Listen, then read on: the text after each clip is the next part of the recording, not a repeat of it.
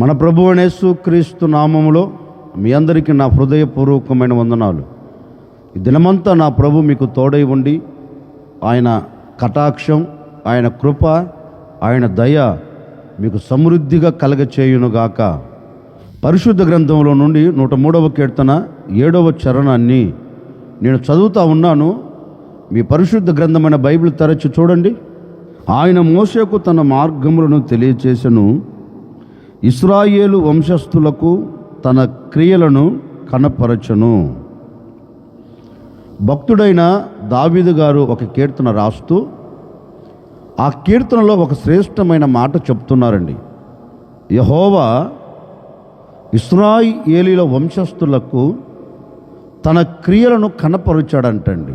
అంటే నేను చేసే కార్యములు నా ప్రజలు చూడాలి, నేను చేసే కార్యములు నా ప్రజలు అనుభవించాలి, నేను చేసే అద్భుతాలు, నేను చేసే ఆశ్చర్యమైన కార్యాలు నా ప్రజలు చూచి నా ఘనమైన నామమును మహిమపరచున్నట్లుగా నన్ను నేను నా ప్రజలకు కనపరుచుకోవాలి అని దేవాది దేవుడు ఇశ్రాయేలీయుల ఎడల, యాకోబు సంతతి వారి ఎడల దేవుడు తన క్రియలను జరిగిస్తూ వచ్చాడండి.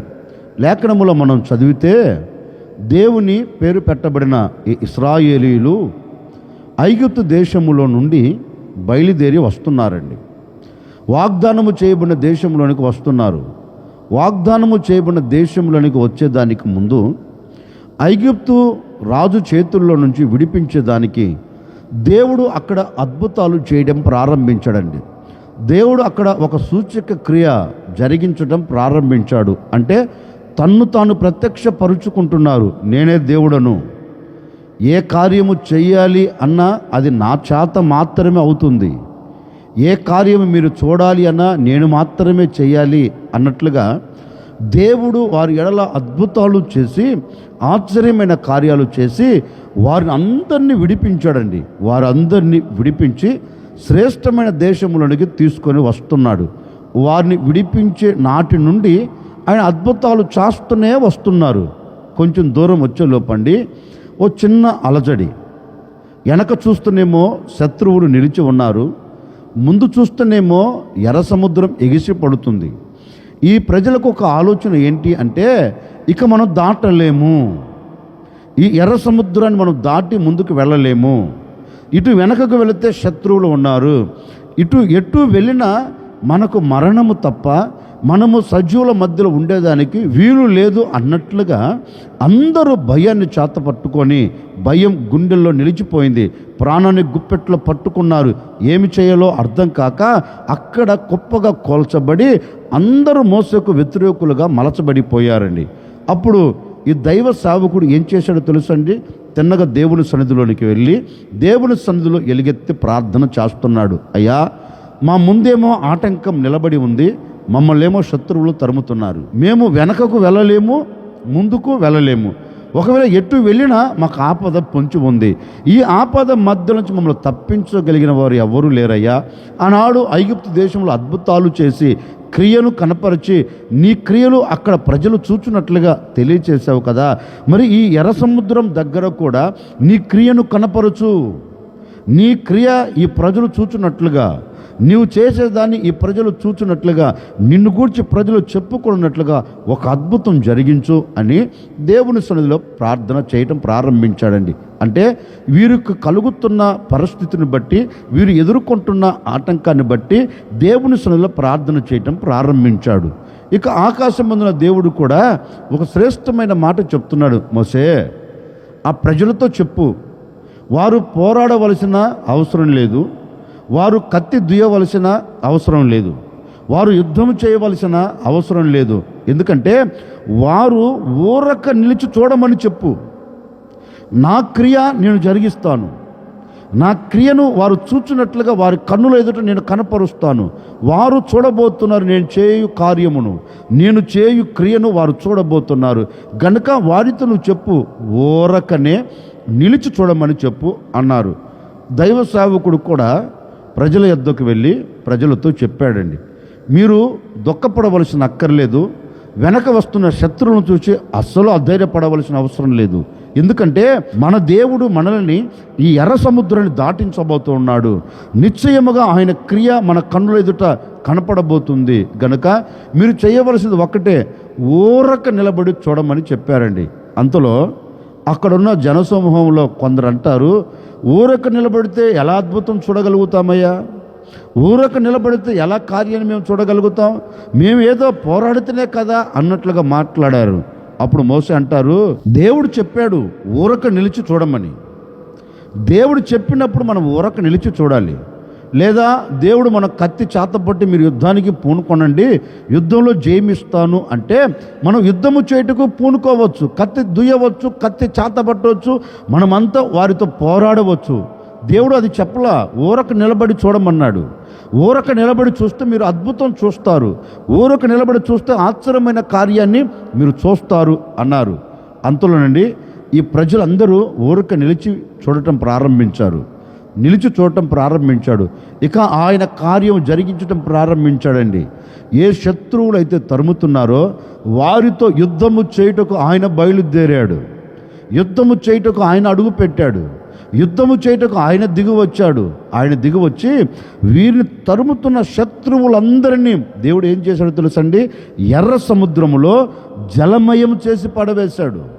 జలమయం చేసి పడవేశాడు. ఆ శత్రువులు అంటారు, రే వారి దేవుడు వారి పక్షమున మనతో యుద్ధము చేయుటకు బయలుదేరి వచ్చాడు గనుక వారి దేవుని ఎదుట మనం నిలబడలేం, వెనకకు మరలండ్రా అన్నాడు. అంతే, ఒక్కసారి ఏకరాశిగా నిలబడిన ఎర్ర సముద్రం మరల యథాప్రకారం ప్రవహించడం ప్రారంభించిందండి. ఒక్కసారి శత్రువులందరినీ కప్పిపడవేసింది. శత్రువులందరూ జలమయమైపోయారండి. ఇప్పుడు ఆ ప్రజలందరూ ఆనందకరంగా ఒడ్డుకు చేరారు. వారి నోట వచ్చే మాట ఏంటంటే, మా దేవుడు మా పట్ల ఒక నవనూతనమైన క్రియ జరిగించాడు, మేము మా కనులారా చూచాం. ఇప్పటి వరకు భూమి మీద ఎక్కడ ఇది జరగల. ఇప్పటి వరకు భూమి పుట్టినది మొదలుకొని ఈనాటి వరకు ఎక్కడ ఇలాంటి అద్భుతం మేము చూడలేదు. మా దేవుడు మేము చూచున్నట్లుగా, మా కనులతో మేము చూచి ఆనందపడినట్లుగా మా దేవుడు మా ఎడల ఒక క్రియ జరిగించారు అని వారు ఆనందకరంగా గంతులు వేశారంటండి. అందుకే దావీదు కూడా అంటారు, యాకోబు వంశస్థుల ఎడల, ఇశ్రాయేలు వంశస్థుల ఎడల దేవుడు తన క్రియను కనపరచను. అంటే యాకోబు సంతతి వారి ఎడల దేవుడు వారికి అడ్డుగా నిలబడిన వాటన్నిటినీ తీసివేసి తన క్రియను అక్కడ కనపరచండి, వారి కన్నుల ఎదుట కనపరిచాడు. ఇప్పుడు ఆ క్రియ వీరి పట్ల చేశారు కనుక ఈ ప్రజలు ఆనందకరంగా వెళ్ళగలిగారు.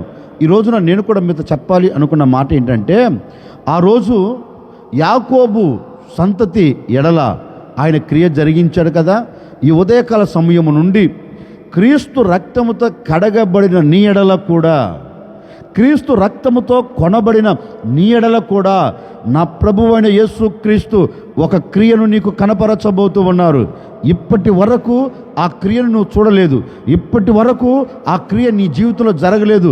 నా ప్రభు ఈరోజు ఇప్పటి వరకు జరగని క్రియ నీ ఎడల జరిగేటట్లుగా అద్భుతం చేయబోతూ ఉన్నారు. ఒకవేళ ఈనాటి వరకు ఇశ్రాయేలుల ఎదుట నిలబడినట్లుగా, ఇశ్రాయేళ్ల వెనక నిలిచి ఉన్నట్లుగా ఏ ఆటంకం, ఏ శ్రమ, ఏ బాధ, ఏ ఇబ్బందులు, ఏ ఇక్కట్లు వెనక ముందు నేను చుట్టూ ఆవరించి ముందుకు వెళ్ళనివ్వకుండా చేశాయేమో నాకు తెలియదండి.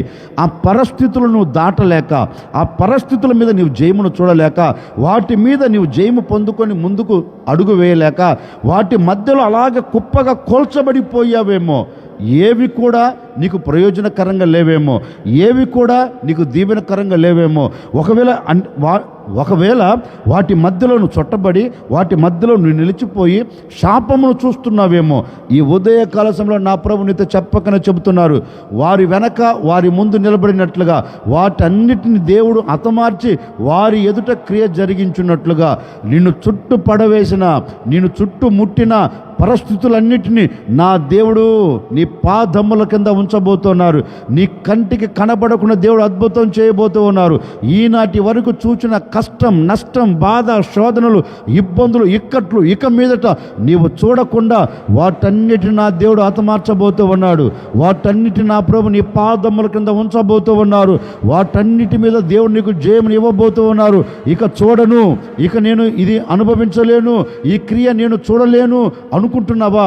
నీవు చూడను అనుకున్న క్రియనే నీ పట్ల నా దేవుడు జరిగించబోతూ ఉన్నారు.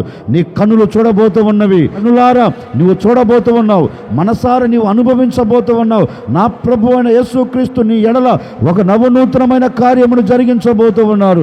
ఈ దినము మొదలుకొని ఎలాంటి ఆటంకాలు నీ కుటుంబపు ఎదుట నిలబడకుండా, ఎలాంటి ఆటంకాలు నీ వ్యాపారంలో, నీ వ్యవసాయంలో, నీ చేతి పనుల్లో, నీ చదువుల్లో, నీ ఉద్యోగంలో నిలబడకుండా నా ప్రభు వాటన్నిటిని కొట్టివేయబోతూ ఉన్నారు. నేటి వరకు చూచినవి ఇక మీదట నువ్వు చూడకుండా దేవుడు కార్యం జరిగించబోతూ ఉన్నారు. నేటి వరకు నువ్వు చూస్తూ వచ్చినవి ఇక మీదట నీవు చూడకుండా నా ప్రభు అయిన యేసు క్రీస్తు మీ కుటుంబాల ఎడల ఒక నవనూతనమైన కార్యం జరిగించబోతూ ఉన్నారు. అందుకే ఆయన నీ ఎడల క్రియను జరిగించబోతూ ఉన్నారు. ఆ క్రియ నువ్వు చూడబోతూ ఉన్నావు. గొర్రెపిల్ల రక్తముతో విమోచించబడిన వారి ఎడలనే అంతటి క్రియ జరిగిస్తే, సాక్షాత్తుగా స్వరక్తం ఇచ్చి సంపాదించుకున్న నీ ఎడల ఎందుకు కార్యం జరిగించడు? ఆయన రక్తాన్ని కార్చి ఆఖరి రక్తపు బొట్టు వరకు భూమి మీద చిందించి నీ కొరకు ప్రాణము పెట్టి నీ కొరకు తిరిగి లేచిన దేవుడు నీ ఎడల ఎందుకు క్రియ జరిగించడు? ఈరోజు విశ్వసించు. నీ వ్యాపారంలో ఒక నవనూతనమైన క్రియను చూడబోతూ ఉన్నావు. నీ వ్యవసాయంలో ఒక నవనూతనమైన కార్యమును జరిగించబోతున్నాడు నా దేవుడు.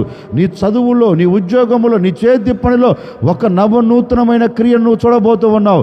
నా ప్రభువు నీవు చూచినట్లుగా అద్భుతం జరిగించబోతూ ఉన్నారు. భయపడకు, భయపడకు. యెహోవా తన హస్తమును చాపబోతూ ఉన్నారు. యెహోవా తన దక్షిణ హస్తమును చాపి నీ కుటుంబం పట్ల నవనూతనమైన కార్యం జరిగించబోతూ ఉన్నారు. ఈ దినము నుండి ఆయన మీరు చూచినట్లుగా తన క్రియను మీ కుటుంబాల ఎదుట నా దేవుడు కనపరచబోతూ ఉన్నారు. ఆ క్రియలన్నిటినీ మీరు చూచి ఆయనకు మీరు సాక్షులుగా నిలబడుదురుగాక. ఈ దినము నుండి నా ప్రభువు అయిన యేసుక్రీస్తు మీ కుటుంబాల పట్ల దినదినము తన క్రియ జరిగించునుగాక. ఆశ్చర్యకరుడా మీకు స్తోత్రాలు చెల్లిస్తూ ఉన్నాం. మీరెంతైనా సర్వశక్తి కలిగిన దేవుడవు. ఈ విధంగా మేమందరం మిమ్మల్ని స్తుతించినట్లుగా మరొక దినాన్ని మీరు మాకు అనుగ్రహించారు. అందును బట్టి మీకు స్తోత్రము నాయన. ఇశ్రాయేలు వంశస్థుల ఎడల నీ క్రియ జరిగించినట్లుగా నీ రక్తముతో కొనబడిన ఈ ప్రజల ఎడల కూడా మీరు క్రియలను జరిగించబోతున్నందుకై మీకు స్తోత్రము నాయన. ఆనాడు మా పితరుల ఎడల జరిగిన క్రియలే ఈ దినము నుండి ఈ ప్రజల ఎడల మీరు జరిగించబోతున్నందుకై మీకు స్తోత్రం. ఈ ప్రజలలో ఒక అద్భుతమైన కార్యం జరిగించబోతున్నందుకై, నెరవేర్చబోతున్నందుకై స్తోత్రం. వ్యాపారంలో ఒక క్రియ జరగాలి, చేతి పనిలో ఒక క్రియ జరగాలి, వ్యవసాయంలో ఒక క్రియ జరగాలి, చేస్తున్న ఉద్యోగంలో ఒక క్రియ జరగాలి, ఆత్మ సంబంధమైన బ్రతుకులో ఒక క్రియ జరగాలి. చుట్టుముట్టిన శత్రువులందరినీ హతమార్చి ఒక నవనూతనమైన క్రియ ప్రతి కుటుంబం పట్ల మీరు జరిగించి మీరు మాత్రమే మహిమ తెచ్చుకోమని యేసు నామములు అడిగి వేడుకొనుచున్నాము తండ్రి, ఆమెన్. ఈ దినమంతా నా ప్రభు మీ కుటుంబాల ఎడల తన క్రియను కనపరుచున్నట్లుగా నా ప్రభు అద్భుతం చేయునుగాక.